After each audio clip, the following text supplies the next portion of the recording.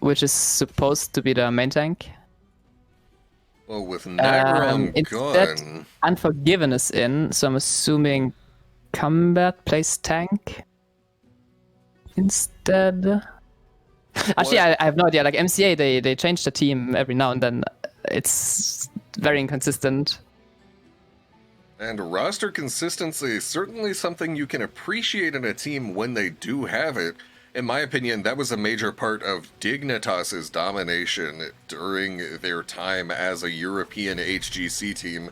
They had a roster that had been the same for what, a solid 2 or 3 years in a row? Dynouh, did you play during the HGC era? I feel like I only came acquainted with you after. Yeah, I started playing HotS after HGC was over. I see. Well, Dignitas, of course, they had JPL, and they had a team that had been playing with each other for over 2 years straight, and it really showed in their strategies and in their trust with one another. And when you're constantly mixing everything around and changing it up, then that can be a little harder to see. But hey, we talked a bit about how Inting for Ruby just consistently goes back to their Uther double support drafts, and they love to use Maiev as a component of it as well. But finally, one team is saying, no, show us something different this week here, as they're going to ban out the Uther and the Maiev on the side of Masters Clash Academy, not opting for typical early priority bans onto strong heroes, but instead completely molding them after the hero pools of Inting for Ruby. Warren Ooh gonna pick up that Rehgar for our first pick. So I'm surprised by Inting for Ruby that they're banning the Lucio out, because if you plan on going the double support comp, usually you're going to walk as a 4-man unit almost all of the game. And Lucio fundamentally struggles with that because he's usually good at cutting rotations or like, you know, just does his magic around those moments. But the double support comp, you just walk as a 4-man unit, and Lucio can't. There aren't any holes for him to take advantage of. Lucio just loves being an absolute irritant of a character, just really stepping in and bothering anybody that wants to try and rotate. You're not going to be able to get on your mount. You're going to keep getting booped away from where you want to go, especially in the early game, pre-16 really, which is most of the game. Lucio does not have that much healing, particularly between Amp It Ups. You can go heal up your team with Amp It Up, and then look for some rotational interference as well. A lot of stuff Lucio can do, and that's a big part of why he's banned out so consistently in Masters Clash. And now Yrel and Junkrat picked up for Masters Clash Academy right here. No surprises, strong heroes overall. Junkrat, of course, one of the best wave clear heroes on the most wave clear intensive map in the game, and Yrel, a mainstay of the Masters Clash meta. MCA banning the Anduin out. It's a good ban considering you want to probably look to get a team that can play with the Junkrat traps, like maybe Garrosh throw into the trap and secure a kill with that, and Anduin, similar to Medivh, can just save the target. And while Medivh would be a little bit awkward with the Hanzo, maybe not the Hogger, but just a bit awkward with Hanzo, Anduin banning that out. Ooh, Rexar! Now, one thing that I always want to see from Rexar is Flare. I always want to see that vision control of the lanes. But of course, as I mentioned a second ago, this is a map where wave clear is a big priority, so you very often, rather than Flare, see Bird of Prey picked up by Rexar players.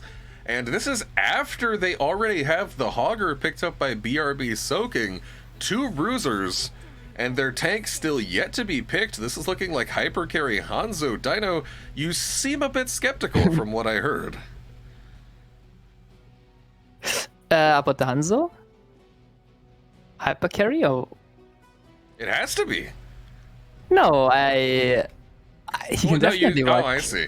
You seemed skeptical when the Rexar got picked up, rather. Yeah, because I was wondering, usually if you pick Rexar, I'm assuming in the 4-man it is? It must be. Like the Misha should be an enabler as a follow-up and whatnot, but Hanzo kind of has, like as a DPS, he's kind of as awkward follow-up. the sketchers are not the most consistent. And while basic attack in Q is, you can always hit them with Hanzo, you don't need a CC layer for that.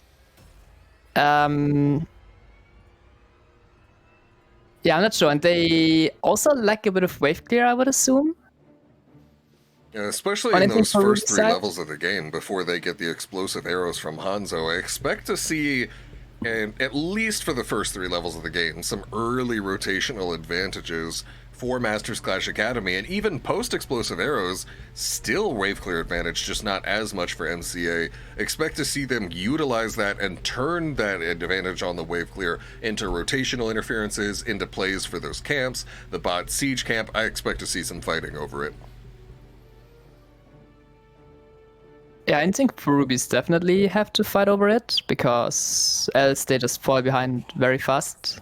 And they really don't want to fall behind. Like, the moment you lose your walls, or especially the forts, Stitches just loses a lot of its value right away. And because you opted for a triple melee comp, it's very hard to stop the web weavers of hitting the buildings. Usually it's easy when you have double ranged or a mage to clear off the web weavers, but you don't have access to that when you're renting for Ruby, so they have to not bleed out in early game, which is their weakness. If you look over at MCA with how much early game prowess they have. Looking at MCA with their team with that early game prowess, we have Panda Colada going to be playing that Junkrat, Warren Ooh on the Regar, Lolam this time on Urel, and Unforgiven going to be playing Sylvanas, and as I like to call him, Commander Burt on that Johanna. Who do we have playing for Inting for Ruby, Dynouh? We have Mindchark on Hogger, Nox on Stukov, Hatters on the Hanzo, Fish on Stitches, he was with you just earlier, if I'm not mistaken, and Galne Gunnar on Rexar. Ooh, Galne Gunnar? No, BRB, I'm sorry. I wasn't sure, I didn't see the cat. I didn't want to, like, I was trying to show BRB soaking on the screen, but also not miss the first blood, as very quickly there's a double kill being picked up by Masters Clash Academy. And wow, the early game pressure, like you said, already showing out, and here's a pressure right now on the siege camp as soon as it spawns. But now BRB is wishing that it is Galne Gunnar after that, not wanting to win the game maybe. I mean, yeah, as I mentioned, the early game they have a lot better wave clear, they have more, I mean, they shouldn't have more kill pressure. So I'm a bit surprised that they got the kill on Stitches that freely. Because without, like, Johanna, Junkrat, Rega, they're phenomenal at clearing a wave, getting priority, and then with the priority that they can look for kills, but there were no waves yet when Fish died, so huge blunder by him, or I don't know what really went wrong. And now Siege Camp already by MCA and they're pushing in bot lane. Certainly not what Inting for Ruby wants to have happen so far. Misha going to get popped, so 2 kills and a quarter for the members of Masters Clash Academy. Their Siege Camp finally will fall. Hogger over here working on this Bruiser Camp, getting that infinite spin for as much damage as possible. Able to finish it on off right there with the assistance of Nox. Unforgiven and Commander Burt clearing out topside. Meanwhile, of course, they're doing a Bruiser Camp of their own. And Dynouh, typically the team that takes Bruiser Camp second out of the two, is able to win in this mid clash right here because it clashes under their fort. So it's looking like this is going to be some early MCA push once these bruisers start to clash. Yeah, however, wait, hold on, there's a fight going on, but I mean, no one is really dying. Both teams have the hard camp. Seem to be chilling. Rexa already moving bot, just looking to get ahead of the Urel. So yeah, what happened, Sylvanas was stunning the mid wave way too early. So she was fighting without the hard camp and making sure that the hard camp of Inting for Ruby would actually stay in the middle of the lane instead of walking towards the wall. So kind of a blunder by Unforgiven. Blunder has been called. Unforgiven not allowing their own towers to help out too much with that push pressure. Fish looking for the hook onto Panda Colada is not able to find it. and now Unforgiven utilizing the black arrows yet again, trying to finish off this bot gate if at all possible. BRB soaking, attempting to defend. And one thing about Rexar in particular is that he really loves to have these gates up, and if he loses his gate early on, he does become significantly easier to rotate on between these two lanes right here. Rexar, of course, himself has no mobility whatsoever and not a lot of survivability. If you can manage to take away his towers, he has to be significantly worried about getting rotated on. Level 7 advantage is short-lived for Masters Clash Academy, as Inting for Ruby is about to get it themselves and equalize it out. Unforgiven taking some damage and trading with Hat. Fish and Nox looking for what they can find here in mid lane. Yeah, and to further go into the point of losing the bot gates, specifically into Rehgar and Sylvanas, both of them fantastic at ganking with the Purge of Rehgar and the Black Arrows of Sylvanas disabling the fort. So even at the fort, Rexar might not be safe. Whereas the gate would at least be a literal physical barrier to prevent the opponents from running in. Commander Burt now clearing out that mid lane, and indeed, like you said, Sylvanas, anytime a team has Sylv in a Heroes of the Storm game, you know they gotta be thinking about diving out those forts. I'm not sure why I felt the need to specify it. Maybe I didn't see Sylv doing a lot of tower diving in Shadowlands. I'm not quite sure. Either way, Commander Burt stepping forward aggressively does pop the Iron Skin, and Rexar actually getting popped bot lane in the meantime. While the members of Inting Ruby were looking for that kill in mid, we saw the members of Masters Clash Academy responding with the bot lane pressure. The gate now all the way down, and Fish finding themselves in the middle of multiple members of MCA, looking for the revenge hook, not able to find it. So far, MCA 3 kills to 0 in the early game, and gonna start looking at turning in these gems. And dying as an offlaner always hurts even more than usual, because you will never ever get the gems back, usually. And yeah, now Inting for Ruby tried to salvage the death, having to go bot lane. Junker gets the free pay on top, and now the Web Weavers going in for MCA soon with level 10. With the heroes like Sylvanas, they can totally look to dive. Mind Shock even gets picked up. We are looking at a disaster, McCree. We are indeed, Dynouh. So far, Inting for Ruby just absolutely getting the hands from Masters Clash Academy and able to pick up that pick just before the push, meaning that only 4 members of Inting for Ruby are even alive to defend, and they are, of course, down ultimate abilities as well. That's actually a dive from Commander Burt onto Hanzo in the mid lane, able to pick it up, and the stagger continues. Inting for Ruby not able to field a full 5 members of their team for an extended period of time. Nox is next to be targeted and will go down, and the stagger continues once more. Still looking, just yearning for that level 10, wishing they could find it. Inting for Ruby trying to do what they can to get back into this game, already having lost bot fort on this first objective. Mid will be next. Bottom Web Weavers still with a large wave and a decent bit of HP, getting this push pressure, and now the last fort remaining for Inting for Ruby will be targeted. Mind control landing onto Fish, isolating him right into the middle of Masters Clash Academy. But at this point, Inting for Ruby does have their level 10s, landing a big arrow onto Dynouh and Unforgiven. Ooh, and Dynouh didn't know where to move. Gets clapped by the Hogger. Dies from it. Camber still in trouble. The Hogger's been actually kind of deep. Almost getting the kill on Camber, but unfortunately he's the victim of that play. Yeah, Stitch is an interesting ultimate choice. I do appreciate it with the printed bile, considering all your forts are already dead. I mean, the top one is still alive, but the ward is dead. So Gorge just not getting the value you would want from it normally. And actually allowed him also to go for the re-engage, trapping the Rehgar in, and getting at least a 1-for-1 trade.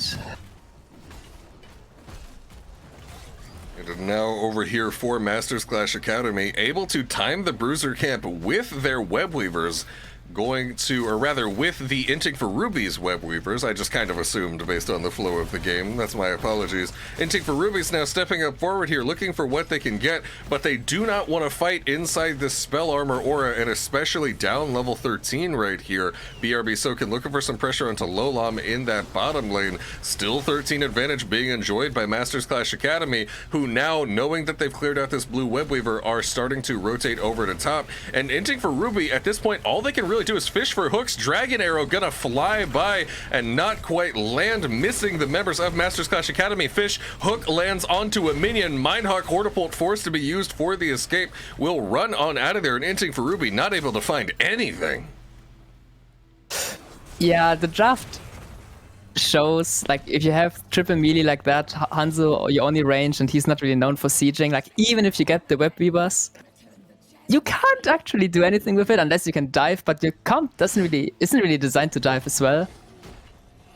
So what do they Just want to do? rough. Like, if I was a player on this, if I was a player on Inting for Ruby's team, I would call next. Think about the next draft plan already, because I don't see any win conditions. Obviously, you can always go for a scam hook late game with Stitches. Hold on a second. Mind control into Stitches. Urel is also deep in the silence field. Gets a hold off. Ancestral as well. Okay, they're chilling. Just walking out, got to pay for free, and now again, like, MCA looking comfortable with this. MCA certainly sitting pretty so far right here. Inting for Ruby being forced onto the back foot in every fight. Lolam on that crab stepping up. I love that crab mount, personally.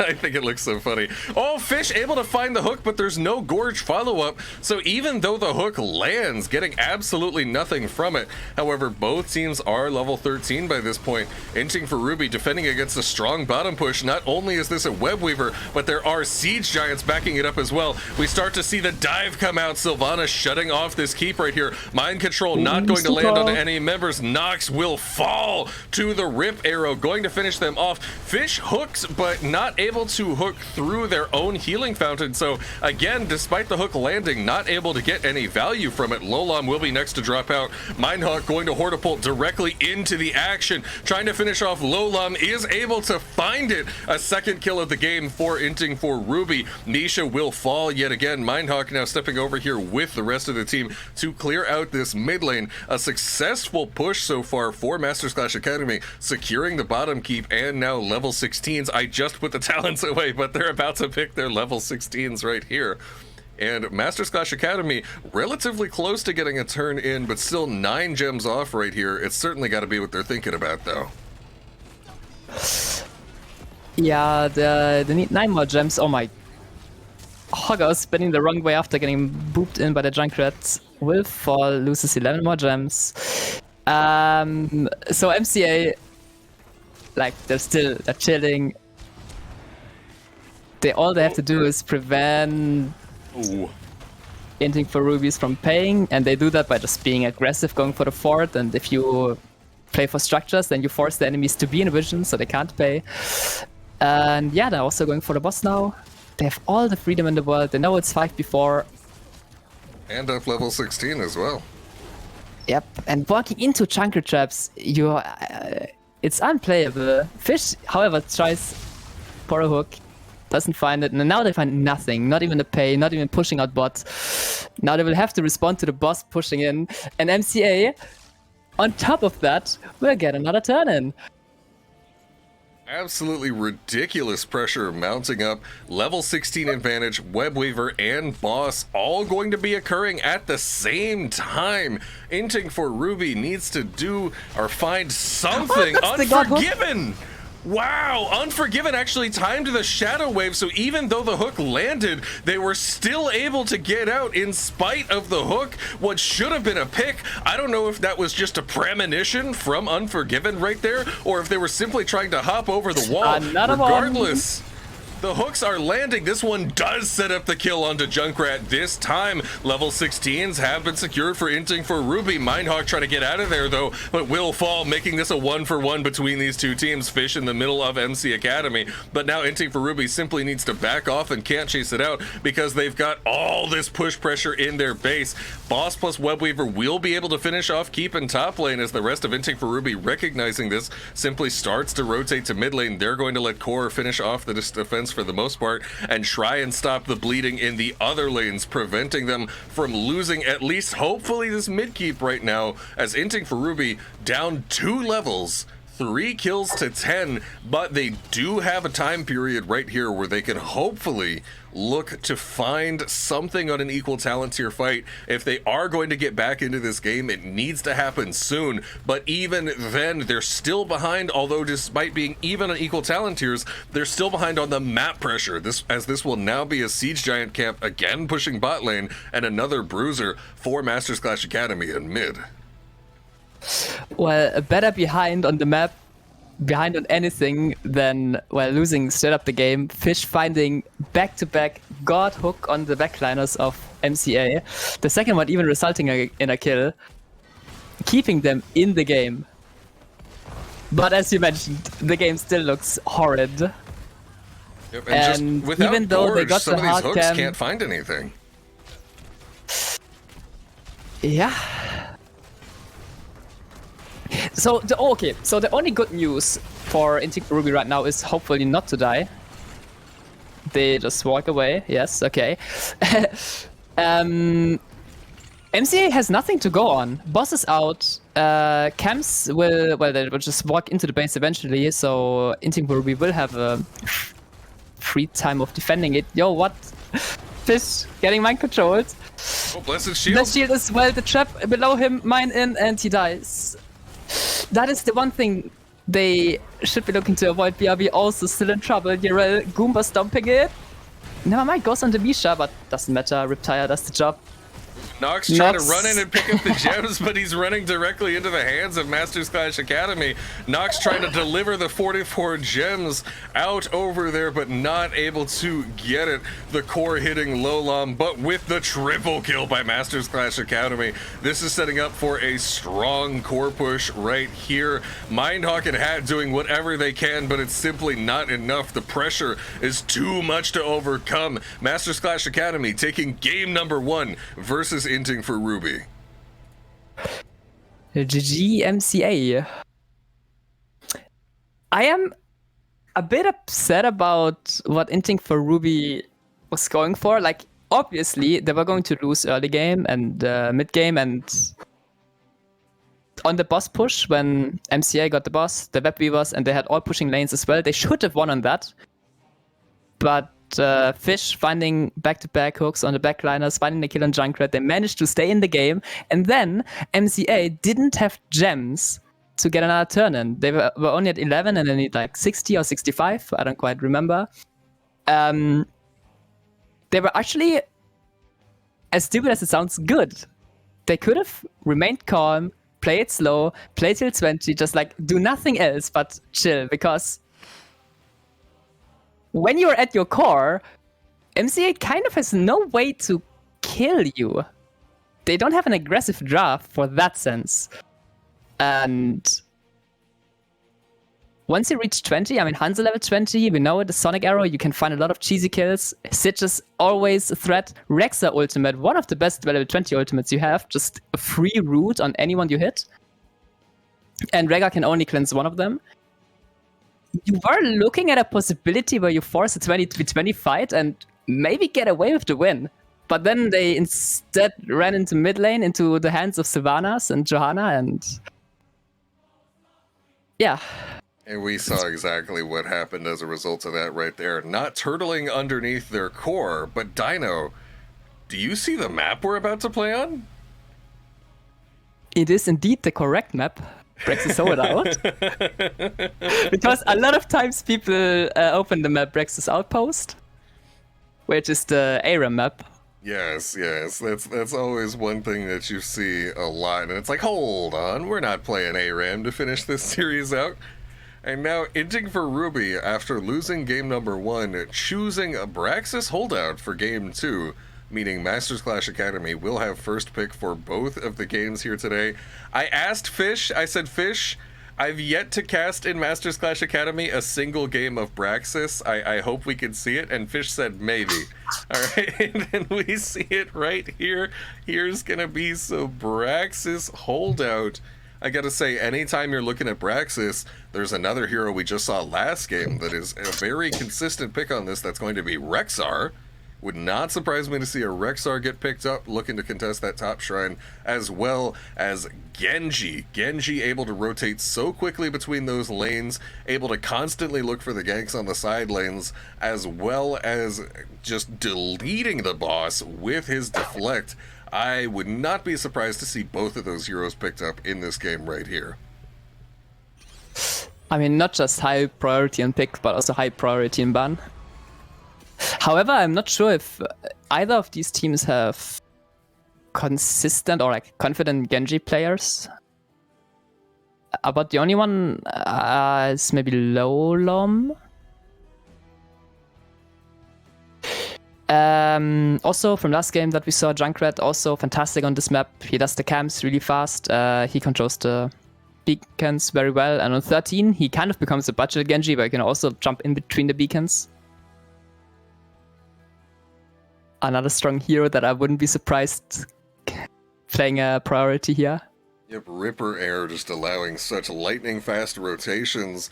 Yet again, Inting for Ruby's favorite go-to strat of the Uther main tank not going to be available as an option for them here in game number 2 on Braxis Holdout. Lucio going to be banned out as well. Braxis, an interesting map in that it offers a host of different competitive strategies available. You can 1-4, you can 1-1-3, you can 3-2, 1-3-1, and if you're just hearing me say off numbers and you have no idea what's happening, I'm referring to where you place the characters in your lane. 1-4 is 1 hero top, 4 heroes bottom. 1-3-1 is 1 top, 3 roam, 1 bot. There is just a host of different strategies available, and I'm wondering what we're going to see in my first Masters Clash Braxis game ever. I have no past history to draw off of. This is as fresh to me as it is for you, chat. So I would predict that MCA is going for a 1-1-3 and Inting for Ruby is going for a 1-4, just based on feel. On what the comps usually draft. Yeah, based on MCA going for a vibes. Brightwing. So Brightwing, obviously a cheat hero because she can always influence the matchup on top, no matter how it looks in the end. And not really showing your draft in the slightest. You can still go 1-4 or, well, 1+1, 4. Kind of a cheat hero. Always Brightwing just making it so difficult to gank onto that top lane. Anytime you ever try to go onto it, you're going to have to deal with that rotation and with the global right there. Just make sure that it's incredibly difficult to get the rotational advantage. Genji, no surprises there, going to be picked up by Unforgiven. Expect to see potentially a perfect defense pick locked in at level 7, which really helps you clear down that boss in lightning speed. Burt gonna play the Anubarak as well. I almost wonder, you could potentially see Dynouh in this game. Anubarak could roam with the Genji looking for constant picks on the side lanes. Yes. Not only that, but Anubarak has a very special perk into Maiev where, like, if you think about any other tanks, Murden, Diablo, when they get tethered, they can't get away from the Maiev, so she would be a threat, whereas Anubarak can actually E out, giving him unstoppable frames during the burrow charge. So just good into Maiev. And Genji, I mean, you mentioned already, fantastic pick on this map. I'm very curious though what build he will go, because as of lately you can go the trap build where you go the jump on 1 and the jump on 7 as well, where you unfortunately wouldn't be able to speedrun the boss. Yes, I would love to see Genji pop that perfect defense, but hey, these players know what they're going for. I just noticed also, by the way, HotS gifting a sub to Cavalier Guest 22 minutes ago. So sorry for being so late and catching that. Thank you, Irby. As we now see Fish and Hat locking in Deckard and Gul'dan respectively. Gul'dan, a consistent pick on Braxis, able to set up what looks like so far, like you said, a 1-4 as you were feeling out. Gul'dan able to trade damage constantly with enemy teams right here on Braxis in that damage trade back and forth. BRB Soaking, of course, loves their Chen. You look at them on Discord, they got a Chen profile picture. They're one of those guys. Gonna pick it up right here in the top lane pressure. And a Hat on that Gul'dan, gonna bring that damage trading and wave clear for the Zerg wave as well. It's at minimum an unorthodox draft, still double support as nearly always for Inting for Ruby. Let's see what happens here on Brax's holdout.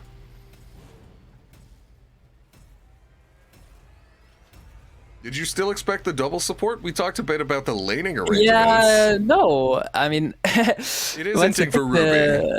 Once they pick the Maiev, like Maiev can work a little bit like Genji on this map.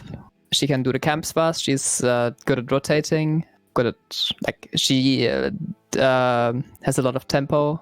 If you get ahead and you have nicest momentum up, you can just one tap a wall in one push, something like that. But then the double support comp kind of slows that down a bit again, which I find odd.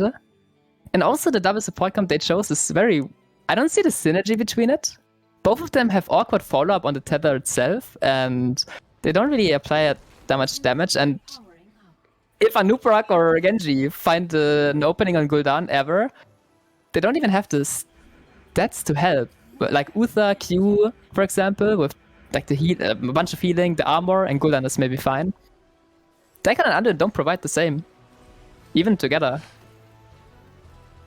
It is going to be interesting. I will admit as well, Dynouh, that I am struggling a bit to get my head wrapped around this comp and what exactly Inting for Ruby is trying to do, but I've said that before. Teams have some very promising performances right after as soon as I say it, so I'm never willing to completely rule anything out right at the start. Hat going to be playing that Gul'dan for Inting for Ruby. Fish 777 on the Deckard. We have Nox playing Anduin. Mindhawk on the Maiev, and up in the top lane, not Gunner, we have a BRB Soaking on the Hogger. Who do we have for Masters Clash Academy here, Dynouh? Oh, hold on. Panda and Genji already committing onto the Gul'dan. Oh. And securing the kill. Okay, a little bit of speed running the first blood so far in both of these games from Masters Clash Academy. All right, who do we have now?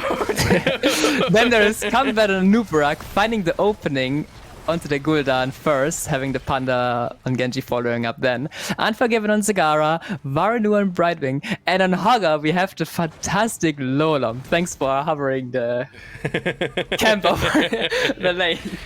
No, I love just to freak out my co-caster. I'll often be like, all right, go off memory. And I just like move the camera away. But no, I always let them see it. BRB Soaking, attempting to get some defense here in this top lane, already missing over half of their HP. Meanwhile, Inting for Ruby will be the first team to secure a camp right here. The siege camp opposite to it is being taken currently by Lolam and Genji. Mindhawk stepping aggressively into Burt, will yank him, but Burt able to get around the wall, not going to be pulled very far right here.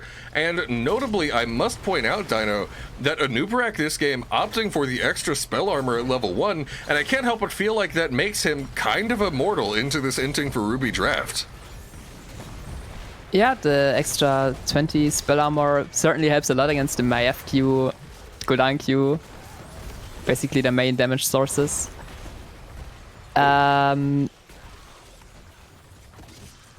I'm looking more at the level 4 and 7 talents for Anub'arak. Hold on, going on to the Anduin.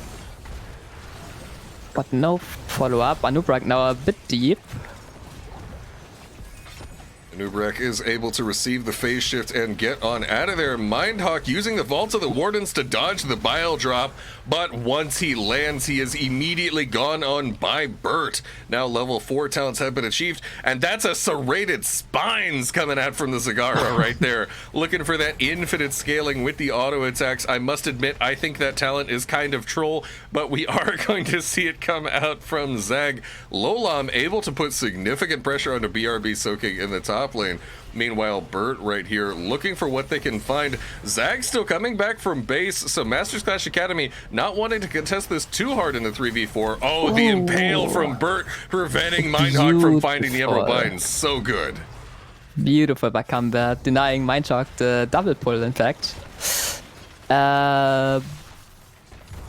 So the talents, yes, Zagara kind of troll. Even if you get 1,000 stacks, it probably isn't worth it. Other interesting talents, I think we see the most normal ones. Hogger going for the normal sustain talents will totally beat out Chen. So I don't think Chen has any business in top lane, even without the Genji. You know, I was a big fan of serrated spines back when it was 0.3% per stack. But now that it's 0.2% per stack, it just doesn't feel worth it, even if you're auto-attacking a lot. It's kind of similar to Muradin's Perfect Storm, as Mindhawk finds the Umbral Bind onto Genji, allowing Inting for Ruby to pick up their first kill of the game. Unforgiven also boxed into a corner, will go down as well. Burt losing a lot of HP, run down by Mindhawk, and for maybe the first time the entire series, I believe actually so, Inting for Ruby now has the overall kill advantage, 3-2. Yeah, so, I mean, they managed to get the siege camp from earlier, and after the siege camp, if you remember right, Mindhawk went very deep onto the hard camp of MCA, so they couldn't quite do it.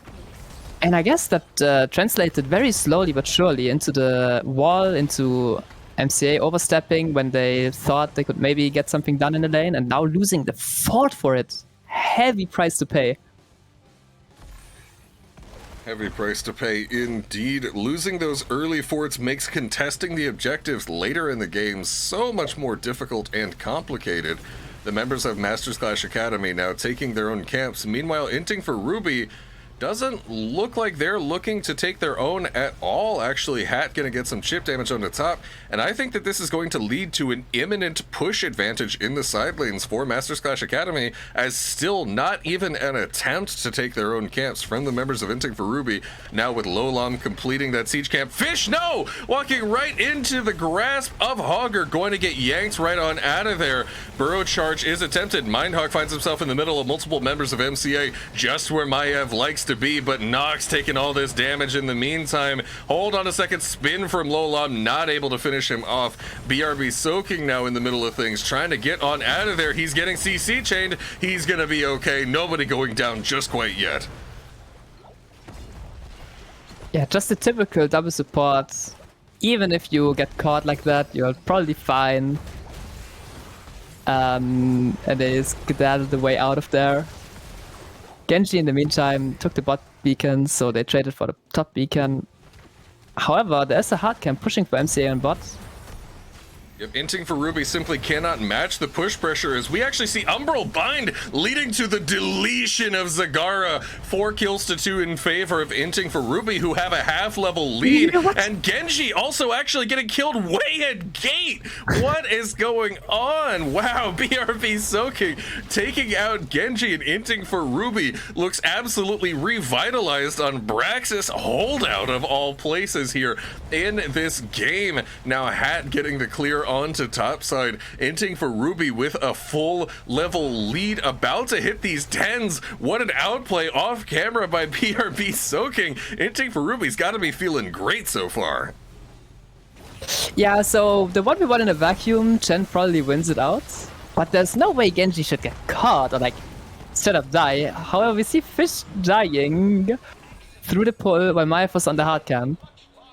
Yeah, that is awkward. Not sure why exactly Fish felt the need to step up while their teammate was on Bruiser camp. Maybe expecting the pull to happen a little bit earlier? Well, we don't know that. What we do know the objective was secured at the most awkward time, because if Decker dying, it means it's a 4v5, and I guess both teams are just going to handshake. Which is still in favor of Inting for Rubius, as they are 4 ahead, but considering they are 1 level ahead with the ultimates, they could have definitely pushed for more if Deckard was alive. And now the stagger from Deckard, guaranteeing that Masters Clash Academy is never going to have to fight down 10s this game, able to pick up their own heroic talent tier here.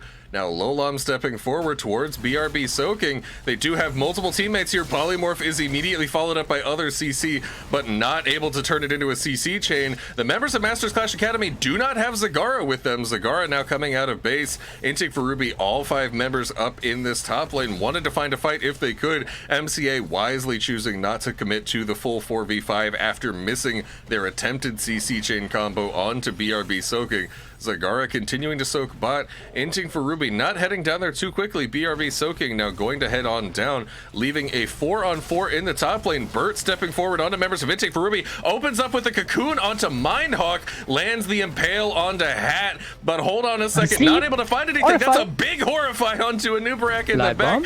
Light Bomb only connects onto Lolam. Oh, Mindhawk with the triple pull, setting up the ult as well. Able to use the Vault of the Wardens to dodge X-Strike's damage. The outplays are real so far, but nobody gonna fall just quite yet. Not just dodging the X-Strike, but also dodging the more if I saw that right. That was odd. Still, the fight continues on. Pull onto the Hogger, but no kill yet. Chen a bit deep, trying to get onto the Zagara, but gets bugged by the Nubarak. Maya finds another Q, this time finishing the quest. Right-wing phase shift onto the Genji. Genji gets healthy, but however, Zagara still gets healed by the right-wing in time. Polymorph and Chen. Chen now in deep trouble. Hogger dies on the other side of the map, and it's a 1-for-1. Alrighty, 1-for-1 as each team found themselves with the 5-on-1 versus the enemy team's offlaner, or rather the 4-on-1. Mindhawk potentially thinking about going back in right there with the Shade of Vengeance, decides against it. Multiple taps coming out from the members of Inting for Ruby as they step forward on yet again toward the members of MCA. MCA is lurking. They'd love to get some control on this shrine if at all possible. Mindhawk stepping up forward right here, trying to push out Burt. Top shrine will go in their favor. Hold on a second. There's an Umbral bind onto Panda Colada. Panda Colada able to cyber agility over that wall. Hold on a second. All right, Burt able to get out from the Sapphire Byfish. Would have slowed him into the Scroll of Sealing, but able to avoid it. As BRB Soaking is actually getting big damage onto Warren. Ooh, able to blink heal on out of there though before BRB Soaking can finish them off. Inting for Ruby, knowing that Chet attracted some attention in bot lane, getting some push on the top, and here's Burt with half HP. Oh! Mindhawk dodges the cocoon with the Vault of the Wardens, avoiding it, setting up the kill. What a mechanical outplay. Fish absolutely hitting nothing whatsoever with the stay a while and listen. 13 advantage still being enjoyed by Inting for Ruby, and here's Panda Colada now stepping in, trying to finish off Fish. BRB coming from the side, finds the jump onto the Zagara, still has Keg. He probably will Keg after next jump. Here we see it. Doesn't get the angle onto the Zagara though. Never mind, still gets it. But no follow-up. Shockwave onto Maiev and Gul'dan. Lolam looking to re-engage, but realizes that it's a bit awkward to re-engage into a double support comp. No damage has been done. And now Inting for Ruby with another, this time a full Zerg wave, while the other side only with a small one, 18%. You know, Inting for Ruby, I don't know if this Braxis was something they had planned before, or if this was them just trying to make me happy here at the end of the season as they locked that in, but they are looking absolutely rejuvenated, like a whole different team here in this Braxis game, able to utilize the hero pools of their players very effectively and make such huge outplays. Maiev dodging that cocoon was so well executed in that fight. Mindhawk just landing massive outplays. I'm not sure why I'm looking at the lesser Zerg wave, or I guess that push right there, but Inting for Ruby choosing to push opposite of their big Zerg wave, pushing in the bot lane, gonna get some damage onto top gate at the moment, but here's the rotation coming out from Masters Clash Academy. And Shen looking to get some chip damage onto the Genji, knows that he is perfectly fine and he just has to peel for his teammates. Hogger finds a decent spin. Nox is in trouble. He can't get pulled out because he is the underwin. However, the re-engage is insane. Maya finds a few... Fan of... What is the Q called? Of Head course of Knives. He found a huge one, some huge ones, but couldn't quite find the full reset. Chen still with the 13, tries to shield his teammates, trying to disengage. His underwin is still dead. It's still a 4v5. Unbelievable how MCA didn't die out of the... Like, the sleep connected, the horrify connected. Maiev loves when enemies are clumping, but couldn't quite connect the kill, even though... Oh, BRB Soaking jumps into the members of Masters Clash Academy, now knocking Burt around with the Wandering Keg as well as Panda Colada. This is still a 4-on-5 between these two teams, but Zag goes down. Inting for Ruby winning even in the 4-on-5 situation. And part of what happened before with Mindhawk, when he had all the members of Masters Clash Academy clumped up so hard, was that Mindhawk unfortunately got polymorphed while he would have been spamming those Fan of Knives onto the backline, able to get a few casts off, but polymorph saving the lives of Masters Clash Academy in the previous fights. But Inting for Ruby, after picking up that pick and level 16 advantage right here, looking for this boss. Masters Clash Academy not even going to attempt the fight, down a person, down 4v5, down 16, not even thinking about it. Inting for Ruby continuing to flex their advantage here. They're looking comfortable using their 16 to take this bruiser camp. Still Masters Clash Academy knowing that they can't take this fight down 16, and all of a sudden Inting for Ruby looks absolutely stellar in this game. The boss pushing top, the bruiser camp pushing, and now they've got their wave. They want to take this keep. Oh, the keg! Finds a beautiful keg onto the Zagara, does die. Phase shift already also went through. Biting, however, find a horrify onto the sleep, the follow-up. Anuparak absolutely destroyed with the light bomb as well. I think we're looking at an end here. This indeed looks like Inting for Ruby wants to push for the end. They've got a huge wave with them, 2 catapults, a wave, and a bruiser camp. Meanwhile, Boss also in top at about 80% HP as well. The members of Masters Clash Academy, they only have 3 alive at the moment, and one of them is trying to deal with that boss. Inting for Ruby knows what they're here for, trying to simply do this. And notice that Chen using the enough to share, shielding the whole team under this core, providing his teammates with a lot of extra effective health power as well. Panda Colada right in the middle of everything, not able to find it. The Ancient Blessings almost one-tapping Genji, but for sure killing the Hogger. It's a 4v5 from now on. Maya finds the head on to nobody. Genji eating through, zipping in, going out, just making sure the core stays alive as the boss is still alive. And hitting the core now, but I'm not expecting the shield to fall. Yeah, but the Gen 13, right? It's basically a triple support comp, what they're running. If you think about it. Deckard also, unfortunately, was so I guess they couldn't, or they decided not to finish with it. Makes sense. They got the kill on Hogger after all, and now they... I mean, honestly, they can just wait for the catapults. If you are Inting for Ruby, you are sitting tight right now. You're sitting great. You've got a 2-level advantage. Fish stepping forward very aggressively towards Burt in that bush. Mindhawk with the Shade of Vengeance sent out in the direction of Zagara. Not able to find it now, and so far there's the X-Strike landing onto nobody. Fish, stay a while and listen onto both members of the frontline for Masters Clash Academy. Warren Ooh is first to fall right there. Mindhawk actually does successfully get cocooned this time by Burt. BRB Soaking delivering the light bomb to Zag. Triple Maw by Unforgiven, followed up by Shockwave. They're getting 1 kill, 2 kills. Genji finds the 3rd one. Deckard is still very deep. And they're getting a 4th one. What a Maw, what a setup. Now they're actually still breathing in the game. They have to send 1 person back, but still probably no damage on the shield. BRB Soaking trying to do whatever he wants. He kind of can't die. He has Keg in 10 seconds as well. Actually, he's securing the 2nd beacon, so right now we're looking at some percentages for Inting for Ruby. Yeah, Inting for Ruby, despite getting popped right there by a very well executed team fight that I honestly thought once the Brightwing would fall, I thought that would just be Inting for Ruby easily cleaning up the rest of the fight.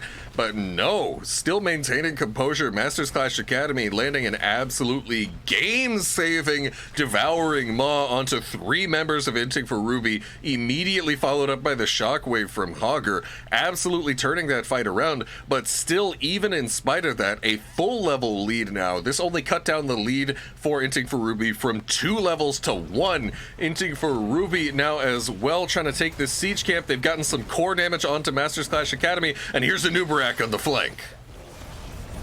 A Nubarak on the flank. However, I'm not sure if he wants to be there. Gets horrified. The Cocoon onto the Deckard. This is another very chaotic fight. Zagara is looking for a Maw again. You can see it. A Nubarak deep. Ease out. Maw only connects onto the Chen. The sleep zoning the rest of MCA. Genji alone on the other side of the battlefield. But it's Genji. He just tips through and gets out. Now Mindhawk stepping forward aggressively after Lolam will land the Umbral Bind, getting the damage, but of course Hogger is unstoppable during Hog Wild. And what we're consistently seeing here is Masters Clash Academy just has so much passive pressure in their base that they keep having to back off and clear these lanes, and every time they do, that opens the door for Inting for Ruby to just continue flexing their advantage in map pressure. Burt now stepping in onto the fight. Mindhawk getting the Umbral Bind, yanking Burt back in. He's dropping very, very low. In the meantime, Panda Colada trying to get whatever damage he can in the backline. Hogger spinning right through things. Light Bomb does help take out the Genji, but Burt's unafraid. He jumps right back in there, maybe into his death. Will get popped. Level 20 secured for Inting for Ruby. Lolam now trying to escape. Oh, finished off by Mindhawk. Tried to get out. Unforgiven is next, able to walk right on out of there, but the wave from Inting for Ruby doing most of the legwork and taking down this core right now. Horrify comes out onto Zagara, and at this point they just need to finish off the core. Inting for Ruby evening up the series 1-1. A splendid performance by Inting for Ruby, just showing off what they can do with the heroes in the team fights. Unfortunately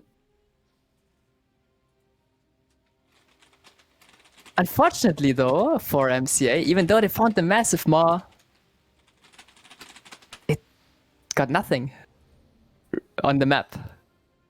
And then I must Still notice, in one of those crucial late game team fights, when Masters Clash Academy looked to fight down 18 versus 19 coming in for the flank, what we saw happen differently that fight was Burt, instead of cocooning Mindhawk as he had done, I believe, in every fight before that point, Burt in that invade cocooned Deckard instead. He went for Fish.